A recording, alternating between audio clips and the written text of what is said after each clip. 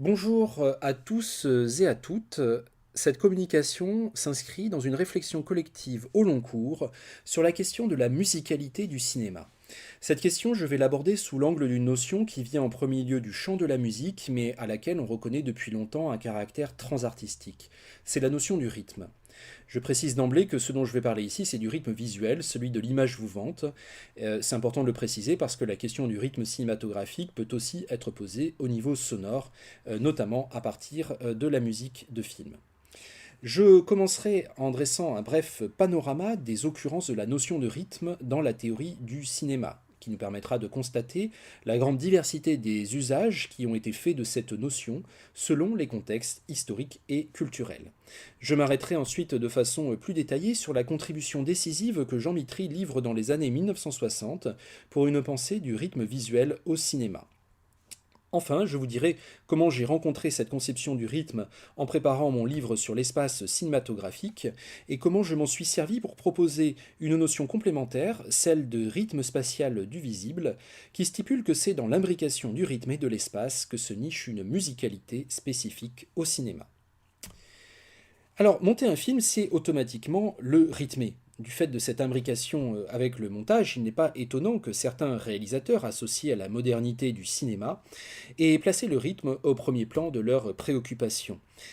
Par exemple, Andrei Tarkovsky, qui dans son livre Le temps scellé, fait du rythme le maître tout-puissant de l'image cinématographique, car le rythme commande l'expression du flux du temps à l'intérieur du plan. Comme on le voit, dans ce plan à la fois contemplatif et animé d'une foule de micro-mouvements qui semblent décrire le rapport au monde du personnage de la mère au début de son film Le Miroir.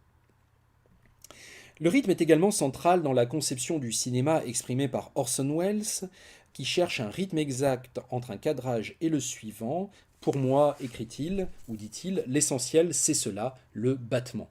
Comme dans cette séquence où le monde d'Othello s'emballe en même temps que son cœur, suite à la révélation de l'infidélité de Desdémone. Révélation calomnieuse, bien sûr. C'est pareil dans la conception du cinéma de Robert Bresson, qui écrit dans ses notes sur le cinématographe rythme, la toute-puissance des rythmes, n'est durable que ce qui est pris dans des rythmes, plier le fond et la forme et le sens au rythme. Tout est une question de rythme, donc, dans ce premier forfait commis par le pickpocket de son film. Alors bien sûr, le rythme est important pour tout le monde, y compris pour les concepteurs d'un cinéma plus classique, qui sont toujours à la recherche de ce que Roger Lenhard appelait la bonne durée. Mais il est intéressant de constater que des cinéastes comme Tarkovsky, Wells et Bresson, qui avaient à cœur de composer un cinéma différent, ont reconnu dans le rythme un enjeu décisif de leur quête expressive. On peut aussi citer la place majeure accordée au rythme dans les écrits de critiques, de chercheurs, de théoriciens, notamment l'approche de Jean Mitry, sur laquelle je reviendrai, et la synthèse historique proposée par Laurent Guido dans son ouvrage de 2007, L'âge du rythme. Ce dernier livre montre à quel point les débats sur le rythme sont centraux dans les années 1920, c'est-à-dire à l'époque des premières grandes réflexions esthétiques sur le cinéma. À cette époque, le paradigme du rythme joue un grand rôle dans la quête artistique et théorique de la spécificité de l'art cinématographique. Il s'agit alors de libérer le cinéma de l'influence proéminente du théâtre et de la littérature notamment pour le lancer à la conquête de ses moyens d'expression propres.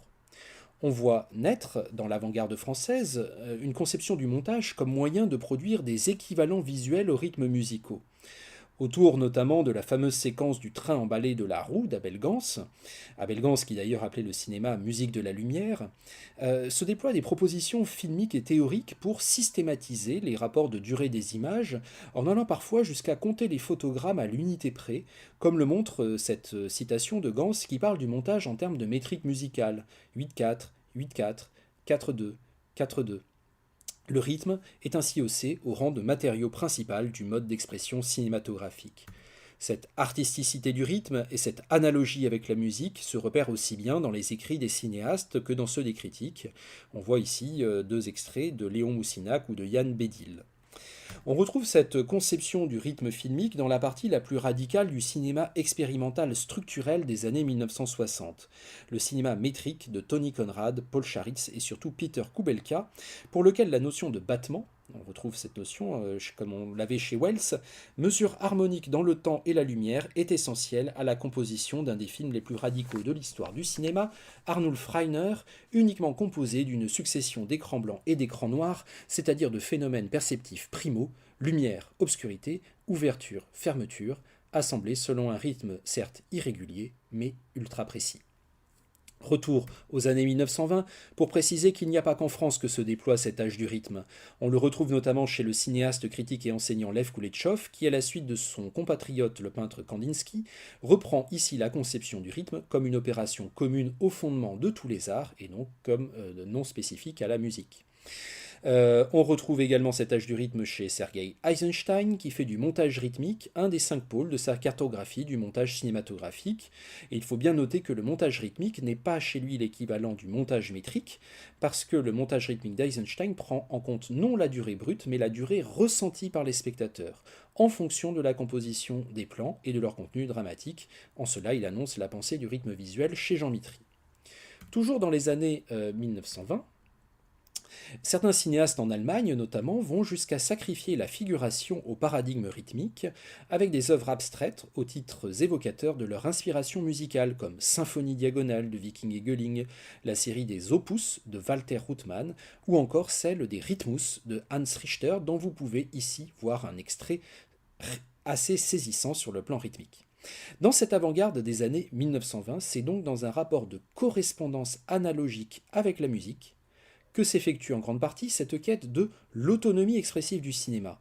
Cela peut passer pour un paradoxe à première vue, mais il faut prendre en compte que la musique était, en ces temps de cinéma muet, le seul art qui n'avait a priori rien à voir avec la composition d'un film et qui n'avait donc rien à imposer au cinéma, contrairement à la littérature avec le scénario ou au théâtre avec la direction artistique des acteurs et des décors.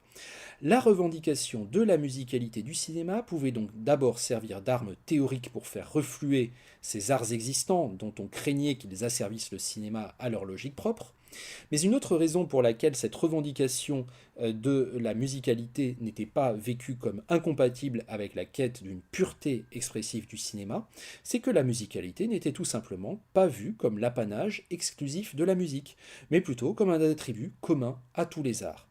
Dans ce paradigme musicaliste, très présent à cette époque, la notion de musicalité sert surtout à affirmer la puissance d'abstraction des arts visuels, afin de leur permettre d'échapper, au moins partiellement, à l'obsession conservatrice du motif narratif, du contenu figuratif, et de leur permettre de faire vibrer l'âme par autre chose que la copie du monde, autrement dit par le jeu libre des formes. La musique, en tant qu'art abstrait par excellence, qui ne représente rien mais qui émeut de façon profonde par le rythme, par le mouvement, par la variation, apparaissait comme un modèle sensoriel et spirituel profitable pour les autres arts, car non contradictoire avec le respect de leurs spécificités respectives. Comme l'écrivait Kouletchov, s'il y a de la musicalité dans tous les arts, il appartient à chacun d'entre eux de définir la sienne et de la développer. C'est cela avant tout que cherchaient à faire les réalisateurs et théoriciens du cinéma d'avant-garde dans les années 20, même si, comme on le verra, ils ont parfois surjoué la carte de l'analogie musicale. C'est dans ce cadre global musicaliste que se développe plus précisément un paradigme du rythme dans l'ensemble du champ culturel européen. Ce paradigme accompagne les bouleversements sensoriels qui sont entraînés par les transformations de la vie moderne, notamment dans les grandes villes, des bouleversements dont se font l'écho les symphonies urbaines de Walter Ruttmann et de Dziga Vertov, L'homme à la caméra par exemple, à la fin des années 1920. Quoi de mieux que le cinéma, en effet, pour exprimer, selon le titre du film un peu plus tardif du réalisateur suédois Arne Susdorf, le rythme d'une ville. Au terme de ce bref panorama, il faut cependant remarquer que tout le monde ne parle pas du même rythme. Tantôt il s'agit d'une cadence entre les plans, comme chez Abel Gance, tantôt il s'agit de l'écoulement du temps à l'intérieur du plan, comme chez Andrei Tarkovsky. Tantôt il s'agit d'un rythme pur, comme dans Rhythmus 21 de Richter, tantôt il s'agit d'un rythme dépendant du contenu figuratif des images, comme chez Eisenstein. Tantôt il s'agit d'un rythme structuré par le retour périodique des mêmes éléments comme l'écran blanc et l'écran noir chez Kubelka, tantôt il s'agit d'un rythme décrit comme la variation continue d'un phrasé, comme chez le critique André Levinson, et ainsi de suite. Malgré une certaine parenté de préoccupation, la polysémie de la notion de rythme se retrouve pleinement dans ces diverses conceptions théoriques. Mais au fond, la principale distinction dialectique autour du rythme cinématographique, c'est celle qui sépare D'un côté, le paradigme platonicien d'un rythme filmique pensé comme analogie visuelle du rythme musical et gouverné par une métrique plus ou moins régulière. De l'autre, le paradigme héraclitéen d'un rythme filmique pensé avant tout dans la spécificité de l'image mouvante comme l'organisation propre d'un flux. Nul mieux que Jean Mitry n'a exprimé ce passage d'un paradigme à l'autre. Dans l'avant-garde des années 1920, le paradigme rythmique dominant est celui de l'analogie visuelle avec le rythme-cadence de la musique. Autrement dit, la façon dont certains éléments visuels, comme par exemple les cuts du montage dans la roue ou les retours périodiques de motifs à l'image comme dans le ballet mécanique, contribuent à scander la régularité du défilement des images. Ce qui va souvent avec la représentation d'un monde métrique où les mouvements des humains et ceux des machines se confondent. Un monde que l'on peut juger aussi bien exaltant qu'effrayant. Quelle que soit la réussite artistique que l'on accorde à ces expérimentations, Mitry leur présente deux objections majeures. D'abord, une réserve sur le plan psychoperceptif. Le souci de composition rythmique musicale des images n'entraîne pas sa réception dans les mêmes termes par les spectateurs. La plupart des écrits sur le rythme des années 20 franchissaient sans coup férir la frontière entre la perception optique et la perception auditive des rythmes. Ils admettaient à ce niveau plus ou moins explicitement une certaine similarité dans les facultés de l'œil et de l'oreille à saisir des phénomènes de mouvement et de variation. Le cinéma muet pouvait ainsi, pour ses conceptions, littéralement composer de la musique pour les yeux, comme il existe de la musique pour les oreilles. C'est ce point que conteste Mitry, en se fondant sur les capacités différentes de l'œil et de l'oreille à percevoir les rapports de temps, l'œil repérant très mal les rapports de durée dès que ceux-ci deviennent un peu subtils. Donc Mitry admettrait bien que l'on puisse composer des rythmes visuels sur le même modèle que les rythmes musicaux, mais il conteste que l'on puisse placer ces rythmes visuels dans un rapport d'analogie perceptive du point de vue du résultat produit sur les spectateurs, car l'organisation visuelle du rythme des images ne peut pas être perçue aussi clairement que l'organisation sonore du rythme de la musique. Aussi, pour Mitry, les tentatives de transposition du rythme musical dans la forme visuelle du film n'aboutissent qu'à des relations mesurées au chronomètre, qui ne sont pas ressenties et perçues comme un rythme. Sans la prise en compte du contenu visuel des images, ces jeux sur les rapports de durée des plans sont selon lui inexpressifs. Cela nous amène à l'autre raison pour laquelle Mitry conteste l'analogie des rythmes filmiques et musicaux. C'est une raison qui a trait aux caractéristiques ontologiques des médiums concernés. Le rythme musical n'existe que pour lui-même dans la mesure où on peut dire que la musique ne représente rien. Alors que le rythme en cinéma entraîne la plupart du temps des images qui ont elles-mêmes un contenu figuratif et un sens dramaturgique. Or, pour Mitry, ces éléments concrets sont trop contraignants en termes d'attention perceptive pour laisser passer le rythme à l'état pur. Le rythme filmique est donc nécessairement subordonné aux choses vues, dont il ne peut qu'organiser l'exposition. Il n'est pas auto-signifiant, comme peut l'être le rythme musical. Bref, le rythme filmique est, selon Mitry, une structure impérieusement déterminée par le contenu. Pour résumer, même si les concepteurs de films règlent les cuts du montage de façon parfaitement métronomique, non seulement l'œil du spectateur ne percevra pas cette régularité, mais en plus ce rythme-cadence chronométré sera mis à mal par la variation de la durée ressentie des plans, laquelle dépend de leur contenu respectif. Au titre des différences entre musique et cinéma, on pourrait rajouter que le rythme musical se fonde sur des retours périodiques et des répétitions d'éléments en nombre réduit, les notes de la gamme, ce que la bande-image d'un film, qui est la plupart du temps continue et évolutive, ne propose que dans des cas exceptionnels. Ce n'est d'ailleurs pas un hasard si les tenants d'une musique pour l'œil ou d'un équivalent visuel au rythme musical mobilisent aussi souvent des images non figuratives, des images abstraites. Justement, c'est afin de dégager le rythme du contenu et de pouvoir organiser des retours périodiques réguliers d'éléments, comme par exemple les ronds et les carrés chez Hans Richter, en nombre réduit. Mais Jean Mitry leur dénie toute signification intrinsèque. Selon lui, ce rythme temporel pour la vue, j'insiste sur temporel, ne provoque aucun sentiment, son effet est purement décoratif. On trouve des jugements tout aussi sévères pour d'autres films d'avant-garde fondés sur des rapports de rythme, comme les symphonies urbaines par exemple, chez des auteurs comme Béla Balázs ou Siegfried Kracauer, au motif que la composition rythmique musicale des images concurrence le sens des images lui-même, l'asservit à un but chimérique, l'analogie avec la musique, et empiète sur la relation particulière de réalisme que le cinéma devrait entretenir avec le monde visible. Mitry leur emboîte le pas lorsqu'il soutient que le rythme filmique doit être la conséquence d'un ordre nécessaire relatif au contenu des images et ne saurait, comme le rythme musical, jouer le rôle d'une structure organisatrice qui aurait primauté sur ce qu'elle organise. Sur la question de la valeur artistique des films abstraits, je marquerai une différence avec Jean Mitry, et pour ce faire, je vais m'appuyer sur une autre partie de sa théorie du rythme, celle dans laquelle il tente de définir ce que pourrait être un rythme visuel autonome au cinéma. Je ne conteste pas le fait que les films expérimentaux abstraits et cadencés échouent à produire un équivalent pour la vue du rythme musical. Sur ce point, je suis d'accord avec Mitry. Vouloir créer au cinéma un rythme comparable au rythme musical, c'est se heurter à une impossibilité manifeste. Cela n'enlève pas grand-chose à l'apport des cinéastes, critiques et théoriciens d'avant-garde qui opéraient dans le paradigme de la musique des images. Certes, leurs écrits et expérimentations reposaient sur des postulats psychoperceptifs approximatifs, mais cela les a amenés à composer finalement des œuvres puissantes et à écrire des contributions théoriques décisives pour arracher le cinéma aux conventions du théâtre filmé ou de la littérature illustrée, en insistant notamment sur la puissance du montage en tant qu'outil expressif spécifique. Il faut cependant bien prendre la mesure de ce qui distingue d'un côté un rythme filmique pensé comme l'analogie visuelle du rythme musical, c'est-à-dire au fond un rythme exclusivement temporel, comme c'est le plus souvent le cas dans les années 1920, et de l'autre un rythme filmique pensé avant tout dans la spécificité de l'image en mouvement, et donc incluant des rapports spatiaux, comme nous y invite Mitry dans les années 1960.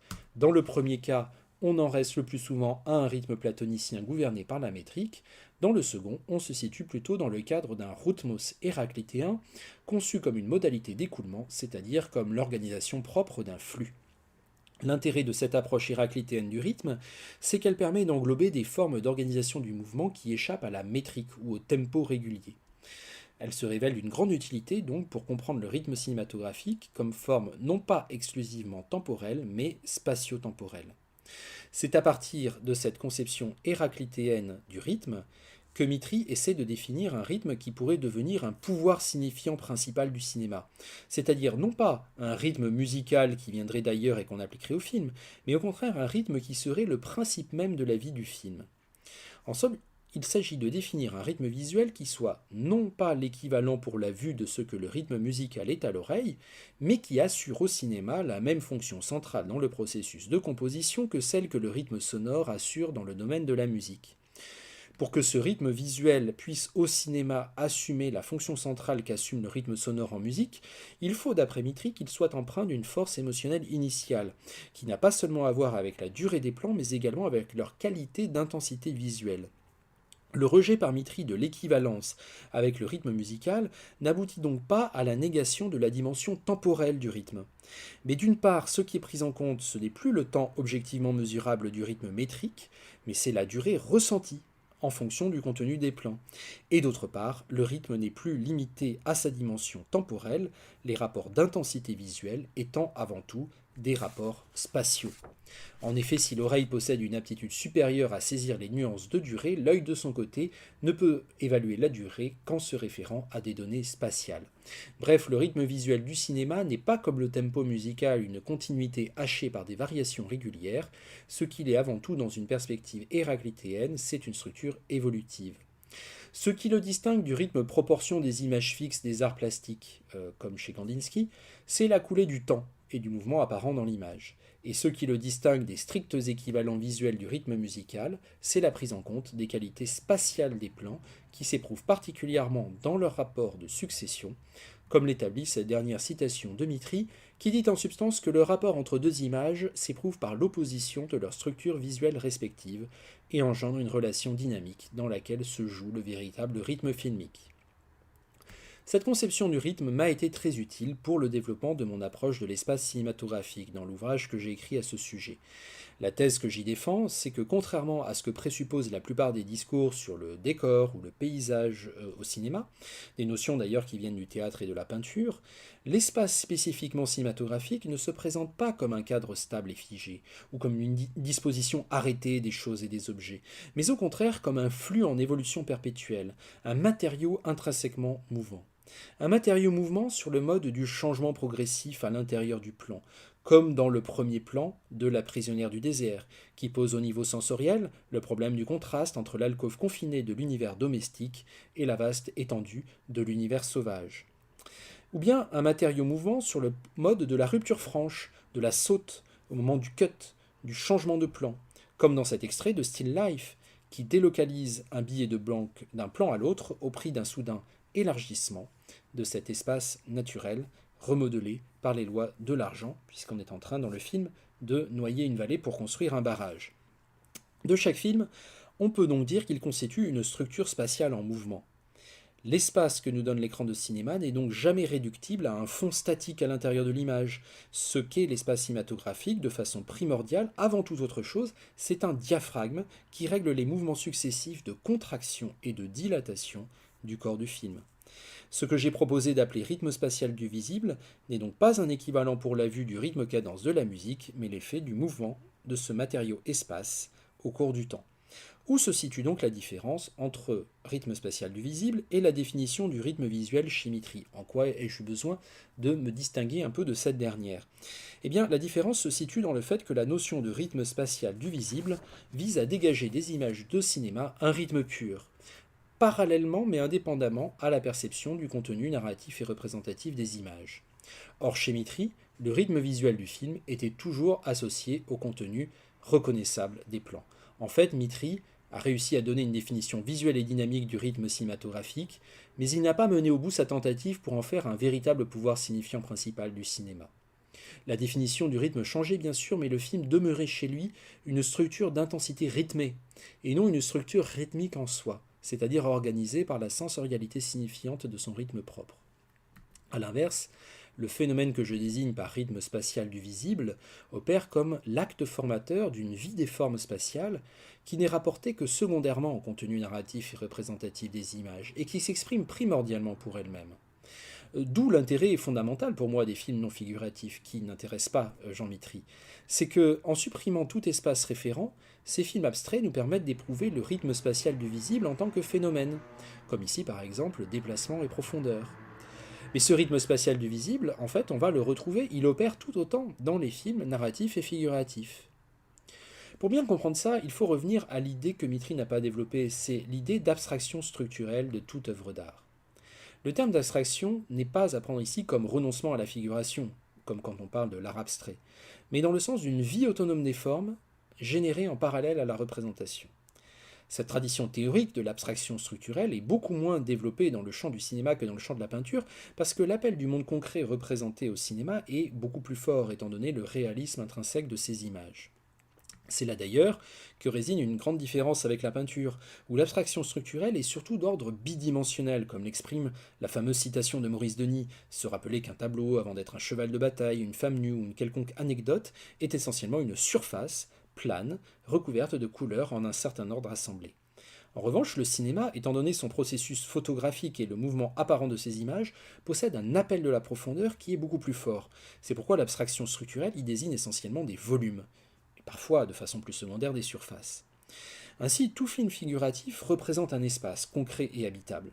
Et en même temps, il entraîne un rythme spatial du visible constitué de volumes abstraits en mouvement, qui modèlent des rapports de contraction et de dilatation, dont l'épreuve sensorielle peut ensuite s'associer aux thèmes traités par le film, comme ici avec Voyage en Italie de Roberto Rossellini, la distance relationnelle qui se creuse entre les deux époux, qui est déjà sentie comme un volume de vide au moyen des inserts sur les vastes espaces de la route que le montage glisse entre leurs échanges en ce début de film. Ce n'est pas juste le contenu concret de ces raccords de regard non explicites qui fait la modernité de cette séquence, c'est aussi leur puissance abstraite de vide. Pour reprendre la métaphore phénoménologique du corps du film, on pourrait dire que si l'espace filmique est un diaphragme, alors le rythme spatial du visible constitue sa respiration, par laquelle chaque film organise notre rencontre avec le monde. Sa prise en compte dans l'étude des films permet d'une part de dépasser le stade de l'œil optique, comme disait Paul Klee, celui qui ne voit rien d'autre dans les images que les objets représentés, et d'autre part cela permet de retrouver quelque chose d'un lien primordial entre le rythme et l'espace que notre métaphysique quotidienne a tendance à ignorer, mais qui constitue un des fondements de notre être au monde, et que peut-être nul art autre que le cinéma ne sait mieux nous faire éprouver. Je vous remercie pour votre attention.